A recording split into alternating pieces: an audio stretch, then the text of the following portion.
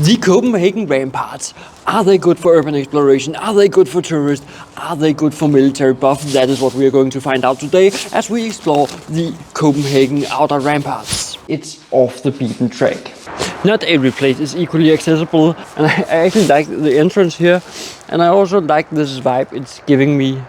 I want to show you my little secret, which is hidden.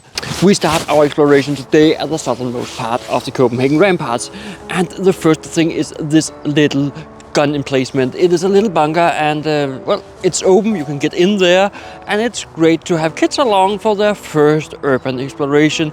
And that is also a focus we are going to have today. Is this an adult urban exploration, or is it a kid-friendly?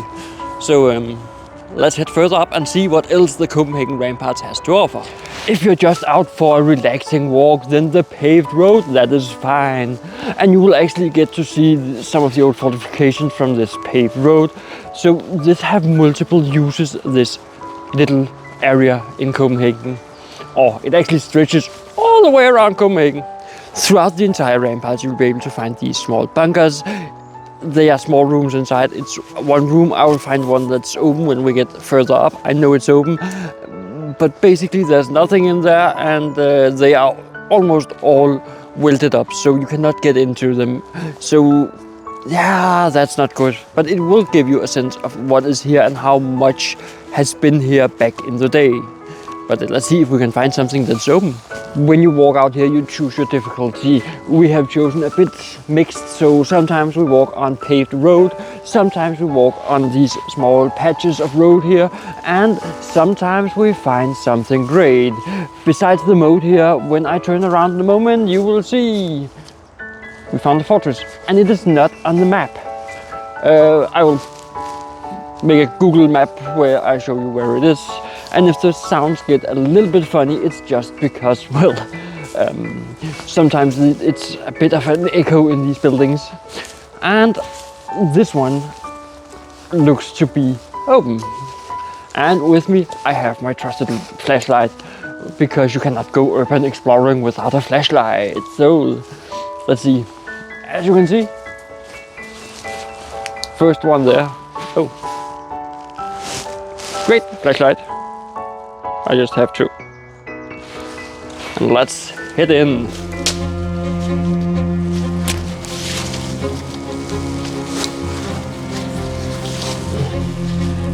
All right. It's all about looking around, seeing what we can find in here. It is not fenced off, and it's not boarded off. So it's always interesting. We will find the old coat hangers, an old room of some sort.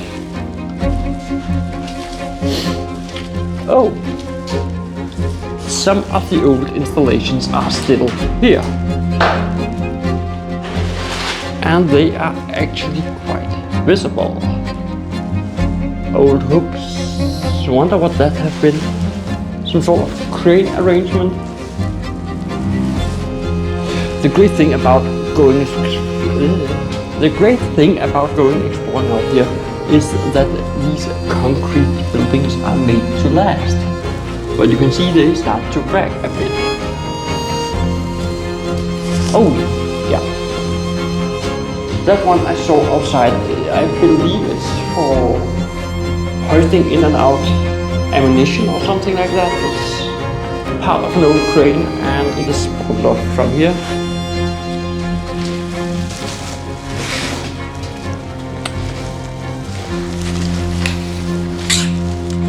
Woo! This is actually a great place to explore. It is safe, it is sturdy, and it's off the beaten track. So not many people get out here. You run the risk of running into one or two other people, but most people don't come out here, so you will have it mostly for yourself. And that is what makes urban exploration fun. And this is still kids friendly if you have, well, kids that can follow what you're saying. If you have kids that are all over the place, you might not want to take them to a place like this. Imagine being a soldier here in the olden days. Imagine living in these, well, dark tunnels If I shut off all the lights, you will not be able to see me because it is extremely dark in here. And they only had the windows when they were allowed to open them. They have oil lamps, this burning weak light. It is not like today where we have powerful flashlights and powerful lights as I'm putting on myself right now.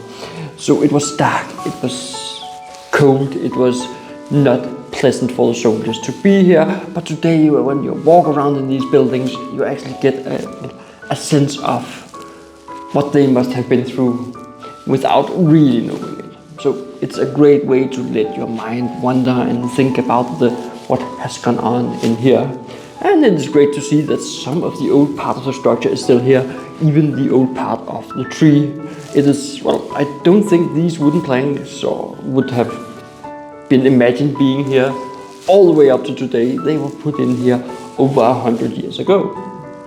Time for some facts about the Copenhagen defenses. Construction of the outer defenses of Copenhagen commenced in 1885. In 1894 they stood finished, so they have been here for over 100 years. They consist of a series of forts, batteries, ramparts and a moat surrounding it, so it should be well defended. It was constructed as a reaction to the defeat by the Germans in 1864. In the area right behind me you will find one of Thomas Dambo's trolls. Well, I will not be going out to find that today. I will link in the description the episode where I find that troll. But let's head on with the Copenhagen defenses. When you walk along the paved road, along the fortifications, sometimes you will end up walking a long stretch where you see no fortification and you end up thinking, oh, I have gone the wrong way, I'm away from the fortification. It looks like the right place, but it is not. But slowly, if you look between the trees, the fortification comes forth. And don't mind the antenna, that's just another camera, so I can document the entire trip. As promised, I found one of the rooms that was open, and as you can see, there's nothing there. It was a dynamo room. It was where you had a dynamo attached to a steam engine that could be placed out here, and that dynamo could create power to power the projectors that were used to illuminate all over where illumination was needed and to spot the enemy. Not every place is equally accessible. This one, it's a bit hidden off and you get a bit of a scary vibe from this. And that is why kids should never do this alone. Always have adult supervision. You almost get the feeling down here that someone is living here. Almost. Because you have this garbage can all the way down here, a bit of a decor on the door. And as you move out into the wilderness here or out into the natural area, you get a sense of someone might actually have been living here, maybe a homeless person, and that is one of the fun things about doing this type of exploration. And we can even look in, and there is something there. I actually believe that, there could have been a homeless person living here at some point. A lot of items and a lot of garbage down here, so yeah. That is not necessarily a place you want to go, but it's always fun imagining what it is. And down here, it gives off a little bit of a vibe. And I actually like the entrance here, and I also like this vibe it's giving me. There's even a power cord hanging out from the top. It could indicate that at some point someone has actually been living here.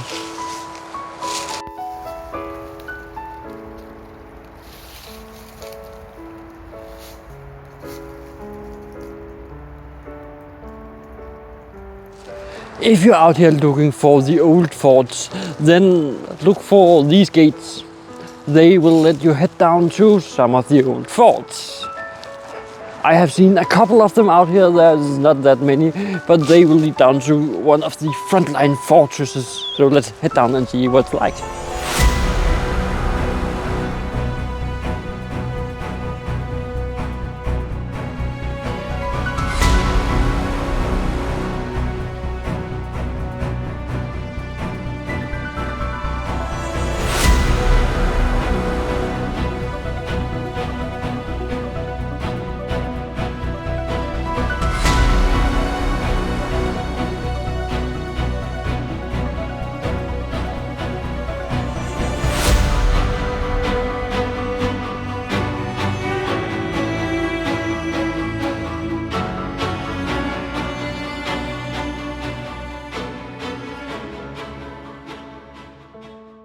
While walking out here, you might walk past the Ejby bunker. The Ejby bunker is a Cold War museum and is a great museum, and I will be visiting it one day, but today it's not about this museum. So we will be heading further on along the Copenhagen fortifications, but know that this museum is open usually Sunday and Saturday. Otherwise, in big vacations, it's also open. So check their homepage. I will link it down below. I'll see if they got an English version. I will link to. Otherwise, you will have to use Google Translate to translate it. As you get closer to the northernmost part of the Copenhagen ramparts, you end up, well, going along a busy road. It is not as busy now as it was just a few moments ago, but trust me, it is busy enough.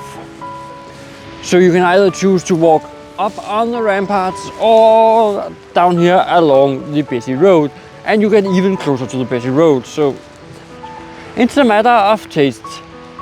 The easy way or a little harder way, but a little more quiet way.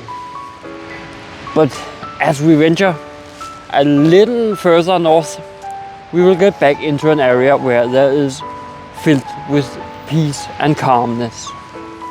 The only station with direct access to the rampart, well, that is Husum station right here. There are some other stations fairly close to on the entire stretch, but this one is the only one with direct access. From Husum station and the rest of the way up to Otterslev Mose or the Otterslev Swamp, you are able to walk on this fine path. Yeah, it is a great path to walk. It is paved. Just be mindful that bicycles also drive here, so keep an eye out for those. And while we're walking this, I want to show you my little secret, which is hidden on this part of the Copenhagen fortifications. Yeah, coffee. We need to have some for the rest of the trip. There are only around 2 kilometers left until we reach the Otterslev swamps. But coffee and something to walk on.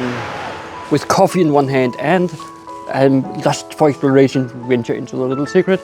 It is this little tunnel we have to enter. This on the other side of this little tunnel. My little secret is for this part of the Copenhagen fortifications. It is this fine little fortress. But what was the point of those fortresses here? Well, the point is actually quite simple. It is not to shoot that way, it is to shoot that way. So yeah, they were to shoot on the ramparts, they were to shoot down the long stretches and hit if enemy were coming up the ramparts. Then they could shoot, they could barricade themselves in there and just shoot any enemy that comes near. And they were well supplied with ammunition. The other part of the ramparts, we have a big tunnel because horses have to go through. This part has a very narrow tunnel, and the reason for that I don't know, but it's not to get a horse through, so that much I can say. So the soldiers had to drag ammunition from the other side of the ramparts all the way through the narrow tunnel and all the way out here. Fun little fact, the sign right up here, Kagemosen, translated directly into English, is the cake swamp. A swamp with cake. Yeah, that sounds delicious and obnoxious at the same time. Inspired by the fortifications, we find the playground here almost out at Otterslev Mose or the Otterslev Swamp. And it's a great playground for kids, so if you have kids along, make this a priority to stop here. And it is inspired by the ramparts. It has defenses. It's a playground fortress. And if you want inspiration to other places you can visit around the Copenhagen fortifications, then check out this episode right here.